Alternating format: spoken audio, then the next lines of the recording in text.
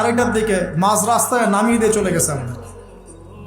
এমনও হয়েছে যে আমি যে মাহফিলের পোস্টারে আমার নাম আছে আমি নিজেই জানি না, অথচ আমার নামে 1.5-2 মাস থেকে টাকা কালেকশনও করা হয়েছে। এমনও হয়েছে যে একজন মাহফিল নিয়েছে আমার নামে, নিয়ে মাহফিল কমিটির কাছে কিছু টাকা অগ্রিম নিয়েছে, প্রচার করেছে আমি টাকা নিয়েছি। কত কিছু হয়েছে এই জীবনে ফেস করতে আপনি কল্পনা করতে পারবেন। এগুলো আমি কোনোদিনও বলতে চাইতাম না, এখন বলতে বাধ্য হচ্ছে আপনাদের প্রশ্নের কারণে।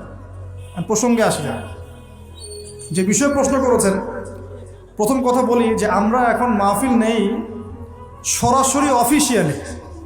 এই যে আজকের মাহফিল যারা নিয়েছেন তারা কিন্তু অফিসে আমাদের সাথে যোগাযোগ করেছেন, গিয়ে সশরীরে দেখা করেছেন, দেখা করে আমাদের একটা ফর্মস দিয়েছিলাম, ফিল আপ করেছেন, ক্রাইটেরিয়া ছিল কিছু, তারা এগ্রি করেছেন, মাহফিল নিয়েছেন, সরাসরি সাক্ষাতে মাহফিল নিয়েছে।